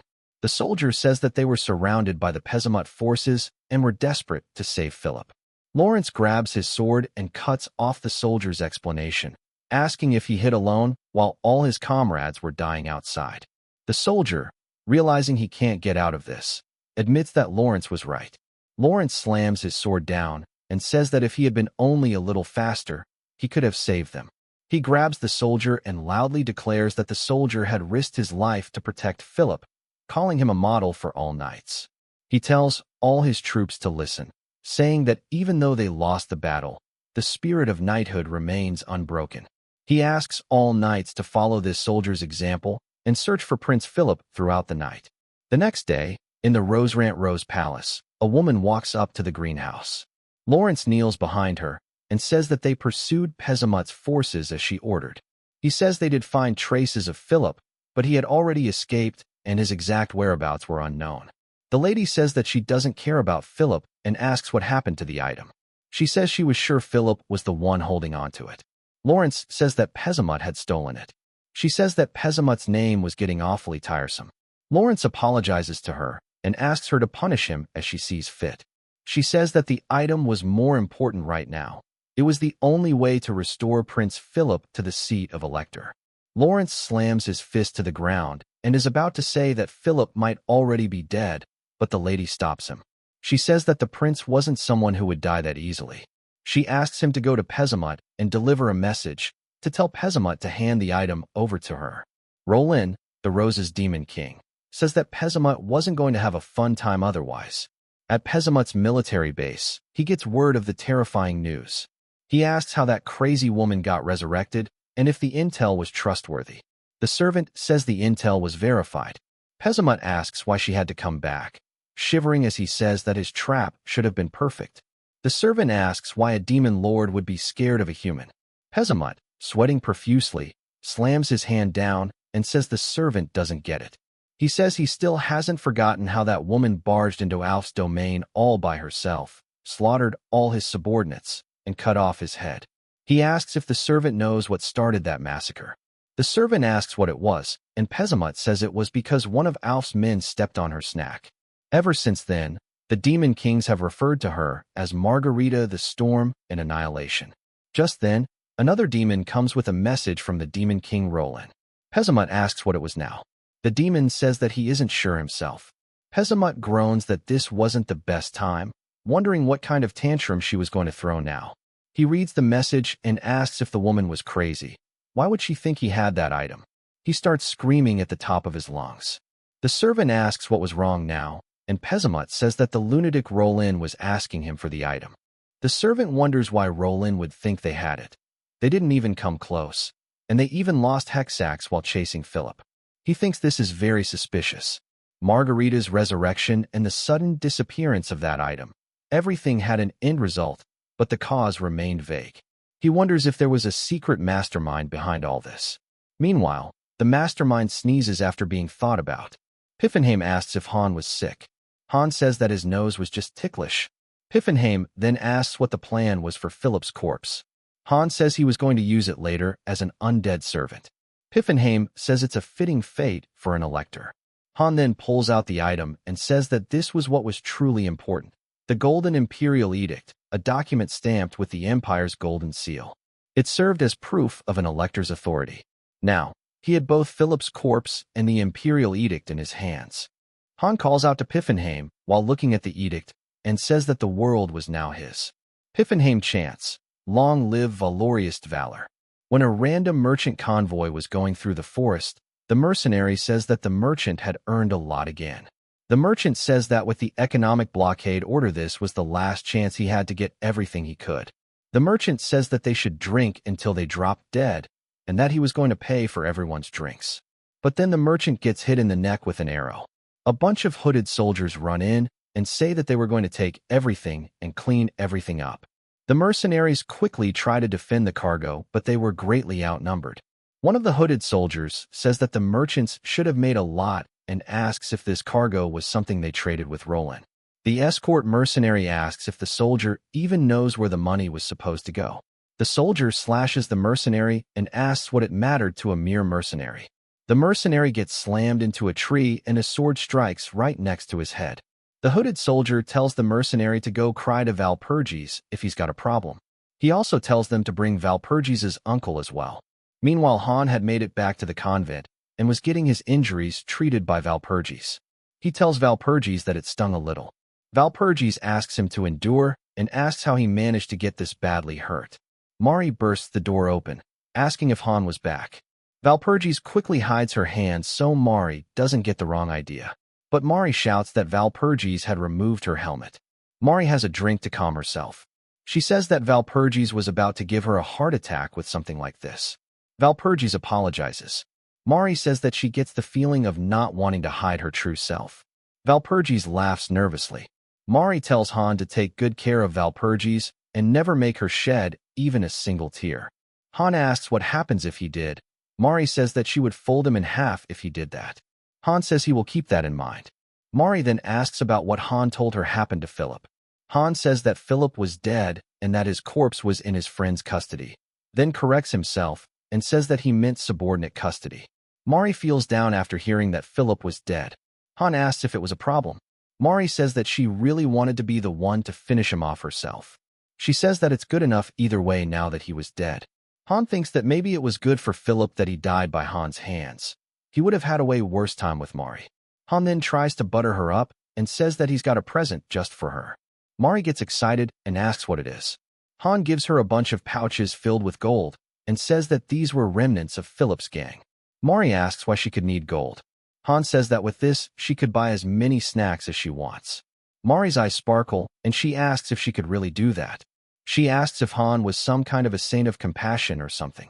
Han asks if Angela starved her regularly or something. Mari says that Han was suddenly looking kinda handsome now.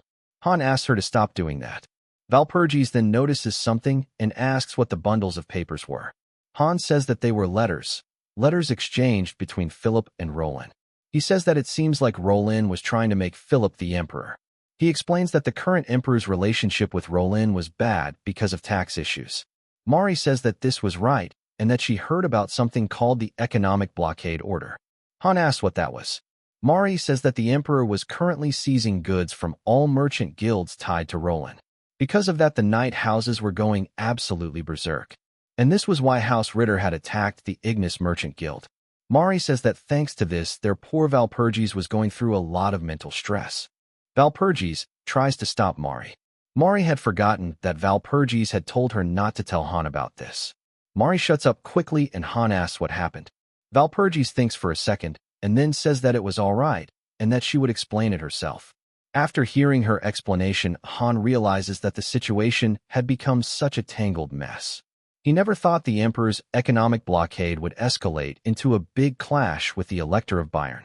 Just then Valpurgis comes into his room with some late-night tea and snacks. She asks Han to forget everything he heard today. She says that this originally had nothing to do with Han. Han says that he can't do that. He wants to help if it was something involving Valpurgis. Valpurgis says that the situation had grown too big. She says that if she received help from Han in this matter too, then she would feel too guilty.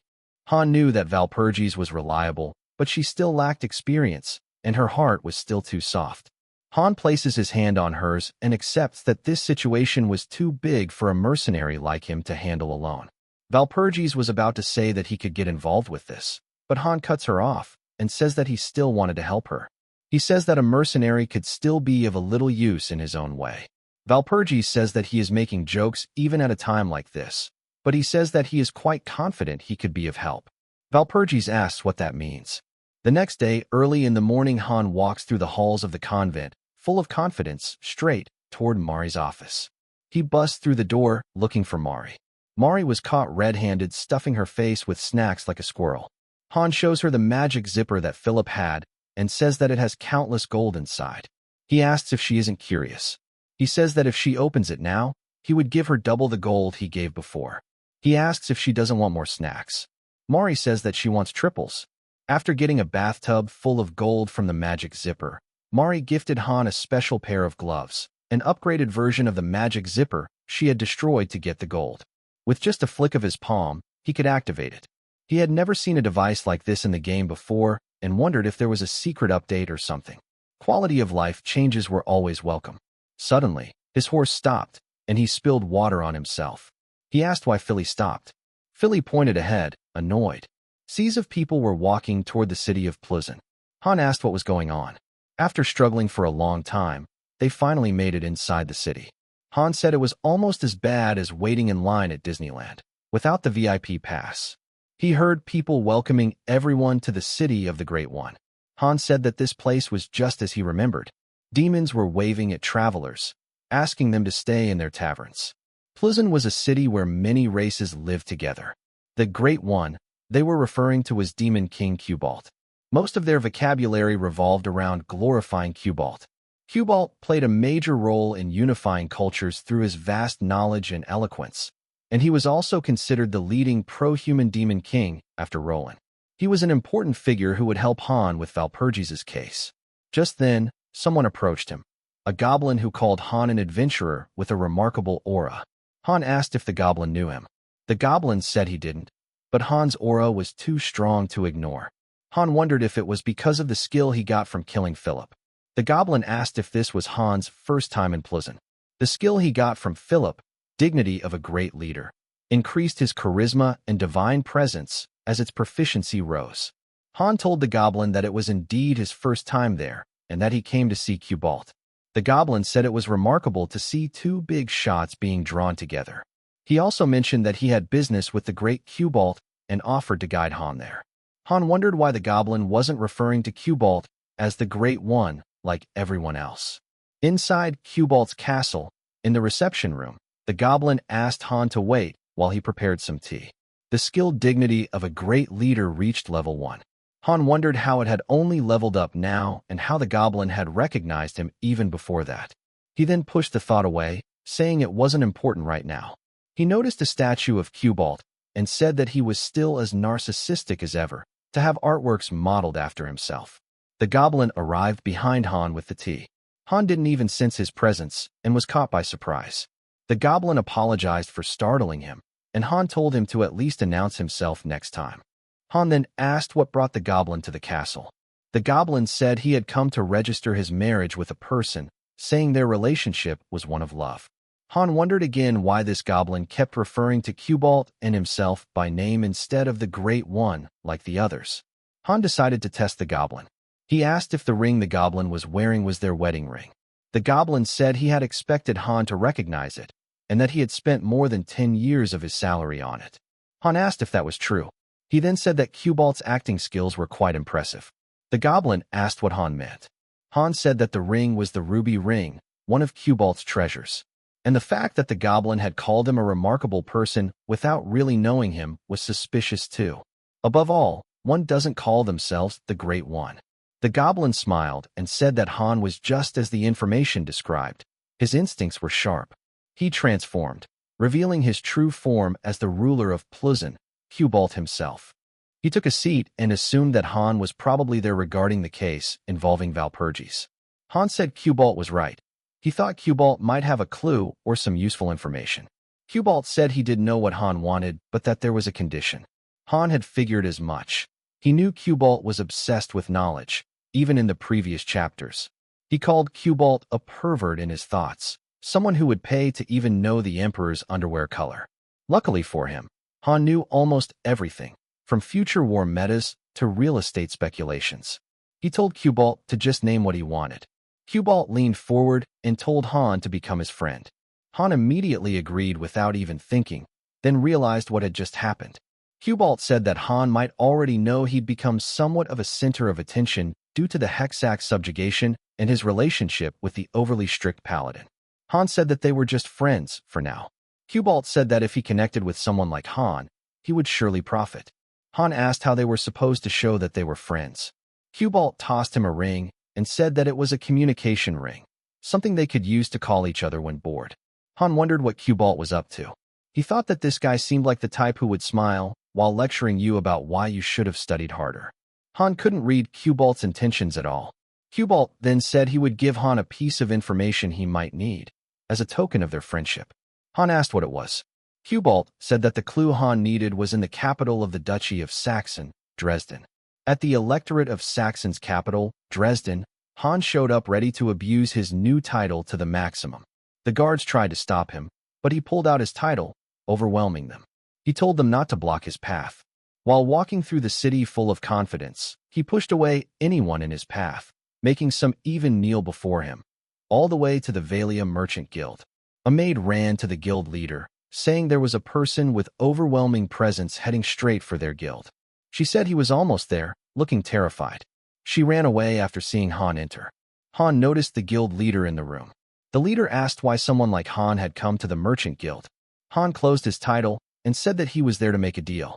A few hours earlier, back in Cubalt's castle, Han asked if Cubalt was talking about the Merchant Guild after listening to his information. Cubalt explained that the Valia Merchant Guild and the Ritter Knight family from that region were bound by a massive debt, existing in a debtor-creditor relationship. Han had no idea about any of this. He thought his information network was nowhere near Cubalt's. He was overwhelmed by the sheer difference in information warfare. Cubalt's intelligence network extended across the continent. That was why he was called the Shadow King. Judging from Han's expression, Cubalt assumed that he was pleased with the information. But then Cubalt said there was more. Han asked what it was. The guild master took Han to his daughter. He said that her name was Marin. Although she was lying in bed on the verge of death now, not long ago she had been a bright and healthy child. But one day, she suddenly started wasting away, eventually losing even the strength to lift a spoon, and ended up like this. He said that he had summoned every renowned doctor from across the continent, but they all just shook their heads. Falling to his knees, he said that at this rate, he was going to lose his daughter forever. He insisted there must be some way to save her, spitting on Han's face as he pleaded. He called Han an extraordinary adventurer and begged him to bring back his daughter's smile. Han pushed the man's face away to avoid the spit machine gun and told the merchant to just call him Valor. While wiping his face, Han said that he came there to make a deal. He explained that just by looking at the child, it was obvious she was in critical condition, significantly reduced muscle mass and a low-grade fever that wouldn't subside. He said this couldn't be treated with ordinary medicine, but there was still a way to cure her disease. The guild master asked what it was. Han said they needed an elixir from the Grossglockner. The guild master started trembling and said that this practically meant it was impossible to save her. His reaction wasn't exaggerated. The Grossglockner was the kind of place kids used to make impossible bets about. It was a massive canyon famed for its breathtaking scenery in the southeastern part of the empire, the territory of the demonic dragon Schwarzteufel. Although only a few ancient dragons remained on the continent, their powers were immeasurable, something even demon kings couldn't contend with. And this canyon, ruled by such a dragon, was crawling with countless demonic beasts, a deadly place for demons and humans alike. A hopeless challenge for them to even attempt, for an average person, that is. Han placed a hand on the merchant guild leader's shoulder and told him not to worry, saying that he would go there himself. With his charm skills and devilish acting, he could deceive and mock any opponent. The guild master fell to his knees again, saying that he couldn't let someone like Han do this, and begged to go instead. Han thought maybe his acting was a little over the top. Han told the guild leader that what his daughter needed most right now wasn't the elixir, but her father beside her. With crocodile tears, Han said she needed her father's heartfelt love in this situation. The guild master asked how a man could be this kind. He asked what he could do to help Han. Seeing that the guild master had taken the bait, Han said, "Nothing complicated." He told him that he'd heard the Ritter family owed a massive debt to the Valia merchants. Han said that he wanted to take that debt upon himself. The guild master hesitated and asked what Han meant, but Han leaned close to him and said that this was for the guild master's and his daughter's sake. At that perfect timing, the girl called out to her dad in a faint voice. Her memories came flooding back to him, and the guild master agreed to the deal. Later, at the Gross Glockner, Han said that the night was perfect for a moonlit climb and that the view was absolutely spectacular. He pulled a plant from the ground and asked if Philly knew what it was. Philly started sniffing, and Han said that it was a precious medicinal herb that only grew in this cavern. He told Philly to eat the herb and listen carefully. He said that thanks to the natural S+ security of the place, no human or demon could come to bother them. Philly started flexing his muscles after eating the herbs. His stats greatly increased. Han noted that even the grass throughout the canyon was infused with the demonic dragon's mana. Outside this place, even normal grass would be considered rare medicine. He grabbed a handful of dirt and said that even that much was pure treasure.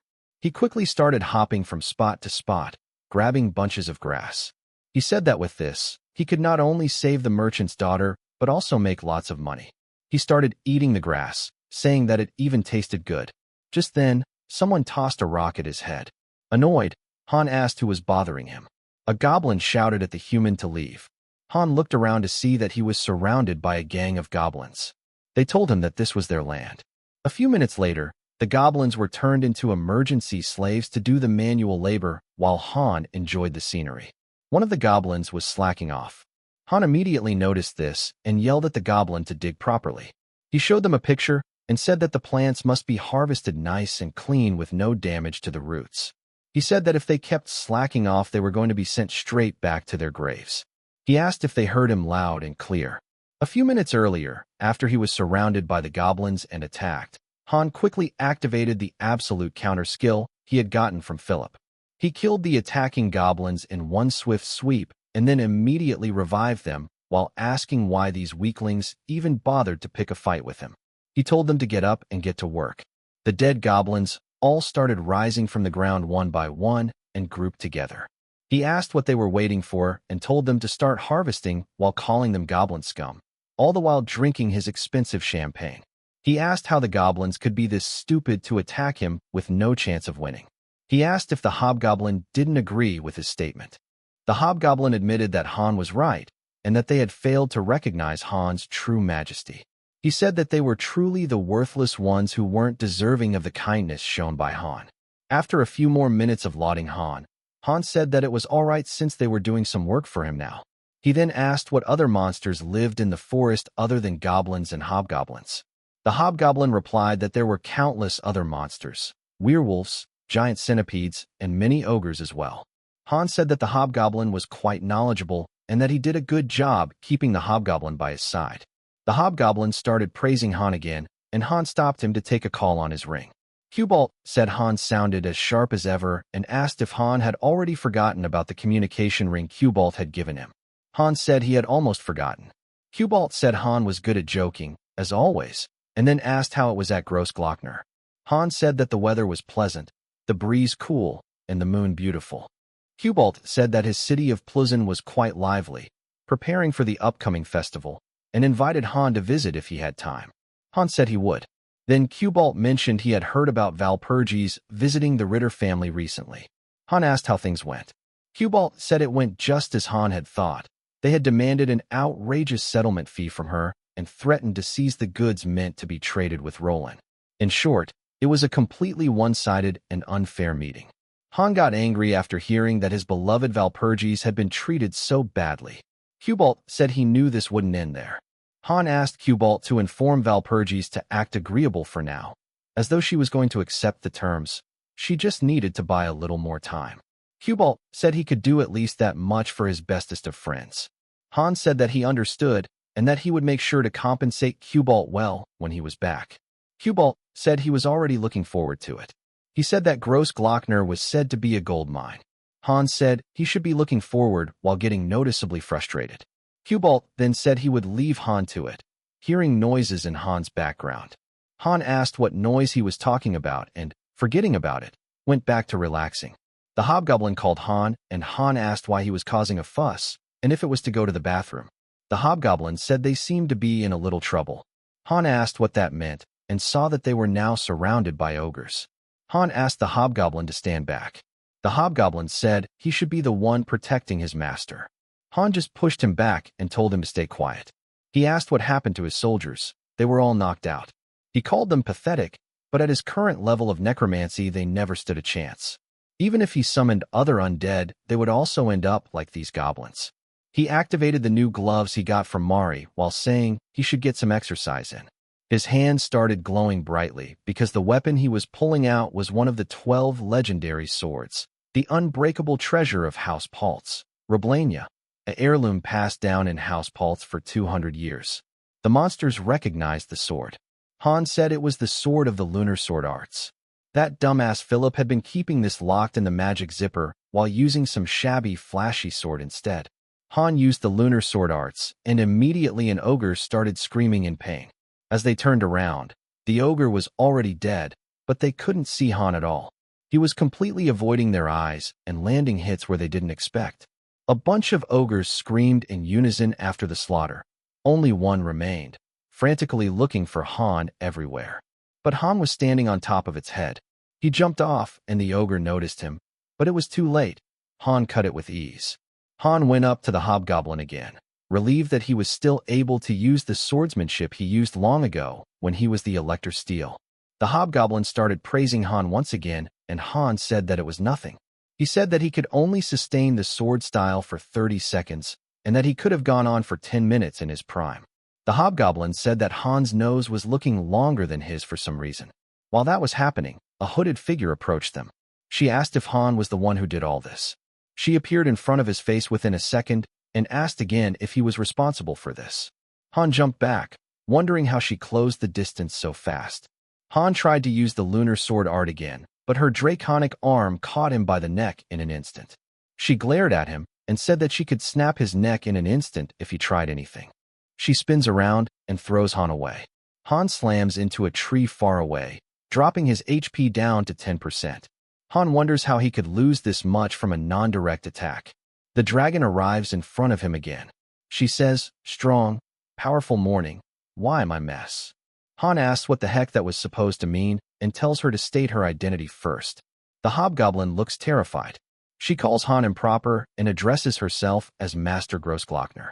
Han's confidence falters. There was only one master of Grossglockner, and it was the demon dragon. He wonders why she looks human and why she talks in fragments. He thinks that in his last run, it was a dragon the whole time, and wonders why it looks humanoid this time. She says, "Sell," glance, suddenly appearing right next to him. She says to Han, "Much leisure." She says she senses energy from another dimension within him. Han wonders how a self-proclaimed lizard was breaking the fourth wall. The hobgoblin steps between them and says that he will protect his master. The dragon says, "No need." Dialogue. "You arrogant, improper." And while lifting her hand, she adds, "You die." Han asks her to just hear him out for a second. She replies, "Futile," before swinging down. Han quickly says that she would die if he died here. That makes her pause, interested. She asks what he means. She says, explain. Han says there's nothing to explain. It's exactly as it sounds. He tells her that he has prophetic dreams sometimes, and that he saw her death there. He says she dies a miserable death. She asks, you die equals I die? Han says she's precisely right, and tells her she can look into his memories if she doesn't believe him. The dragon stares at him for a second, and then lifts her hand. Han thinks it's over for him. The dragon agrees, but warns, lie equals you die. Han, shivering, says that he has nothing to lie about. She turns her draconic hand into a normal human one and places it on Han's head. She warns again, head tilt equals you die. Han quickly says that he understands. She prepares to dive into his head, and once inside his mind, she's overwhelmed by the flood of information stored within. She says, all this from one human, memory overload. Han says it's nothing important. She says, required viewing, more Han memory. Han says she doesn't have to see everything and gives her only the memory she needs. She calls it suspicious and improper. Han insists it's not suspicious at all. At first, she says, image not visible. Then the blur disappears and shows her corpse. Surprised, she asks, is real? Han says that this much was enough and tells her to come out of his head. He pushes her out before she can dig into memories from other runs. She lands on her feet, shaken, and says, confirmed. My corpse. Then she questions him, who killed me? But as if realizing something wrong, she says, reward. You not die? You fired from mountain. Han says that he can't get fired. She looks at him confused. Han offers to make a deal instead, calling her Shubi. She doesn't seem to like the nickname. Han protests that her name was too long and asks her to just accept her new name. Shubi says, release speech, arrogant fool. The hobgoblin looks just as lost as us. Han tells her to listen and says that Shubi can live. Shubi says, Shubi refuse. Shubi 3,000 years old. Han says that's just how the new generation talks and asks her to accept it. Shubi says, nonsense words. Han calls her Shubi again. She says, refuse. Meanwhile, in a forest far away, a snake was chilling on the ground, but a man suddenly stomps on it. He says that he is the master of the abyss deeper than darkness, king of chaos and disorder. He says that his name is none other than the great demon King Odgash. His servant says that they're almost at the spot. Odgash says that he was still in the middle of his entrance speech. The servant apologizes. Odgash tells him to forget it and says that his mood is already ruined. A white-haired girl steps forward and says that the servant is one of her subordinates and asks him to forgive him. Odgash asks if she isn't his precious daughter, Kaliwan. She bows and says that she greets the demon lord. Odgash says he remembers that he promised to grant one of her dearest wishes once his campaign ended. She thanks him. Odgash says that his beloved daughter doesn't need to be this formal. He calls out his servants and says that they are now marching to Gross Glockner, guarded by the demon dragon. He says that the beasts under her control are nothing special, but the demon dragon herself will not be easy. He tells them not to fear, that all they have to do is devour everything in sight, and to cruelly trample everything living in that forest. As for Schwarzteufel, he declares that she belongs to him. He, the demon king of greed, raises his arm as his servants cheer and calls out, follow me, my vile children.